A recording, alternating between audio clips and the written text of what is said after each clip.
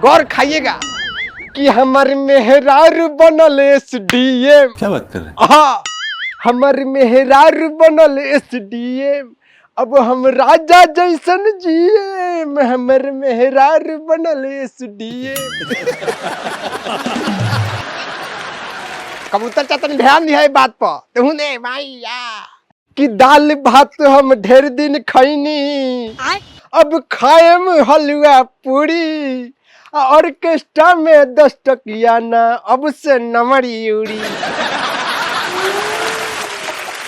आगे सुना, सुन के डरिया मत कि रोज सवेरे सांझ बैठ के सिगरेट चाय पिए। कहे कि हमार मेहरारू बनल एसडीएम। अब हम राजा जैसन जिए, मेहरारू बनल एसडीएम।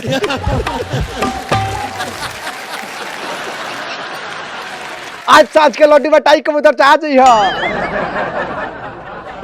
चल बबुआ पढ़ैला लिखैला त ठीके कइला, अब घर के दुख खत्म होई।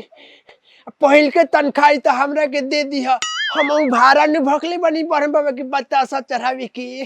खबरदार माई।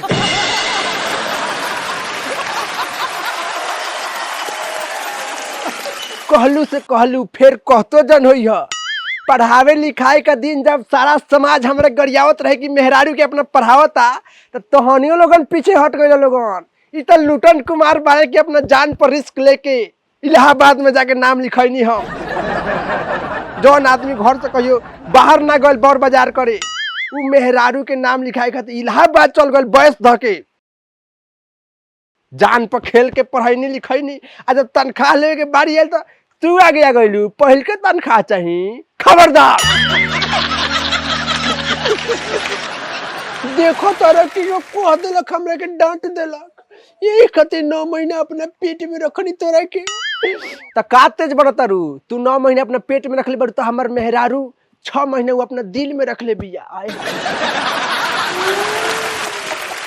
देखा लुटान, हमरा तो ना बोले के चाही, काहे कि तन लोग के ऑफिस के मामला बा। बात तो सही है, लेकिन हम बोले काहे कि एकर समाज पे बहुत गलत प्रभाव पड़ी। मेहरारू तहार केतनो कुछ हो गए तो माई माई होले, गलत बात मत बोला। का माई माई होकेले? देखा कबूतर चा, मेहरारू से बढ़ के कोई ना होला जिंदगानी में। मेहरारू खातिर तो हम आग लगा दम पानी में।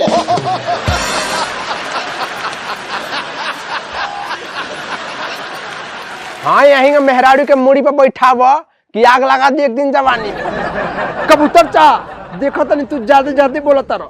ई मत भूला कि हम एसडीएम के महान पति हो चुकल बानी। राशन कार्ड से नाम कटावे में मिनट ना लगी। गजब बेइज्जती है। एगो नंबर डायल कर दे तो तारा दिल के घायल कर दे। हमरा सब ने सब जना के झुक के रहे के पड़ी, काहे कि हमारे मेहरारू बनल एसडीएम। अब हम राजा जैसन जिए, मेहरारू बनल एसडीएम। देखो लुटान, ढेर ना उड़े के, काहे कि कितना चिड़ै उड़ी आकाश, लेकिन फिर करी धरती के आस। आ लगवा छटपटाए जहिया मेहरारू कई तहरा गाँव में बा।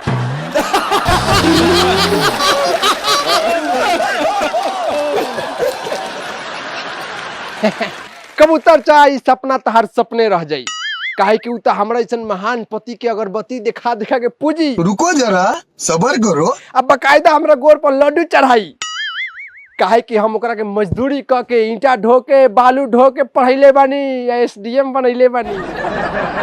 उ गुण हमार कहियो ना दी, उ हमरा साथे कभी गलत नहीं कर सकत जीवन में ना।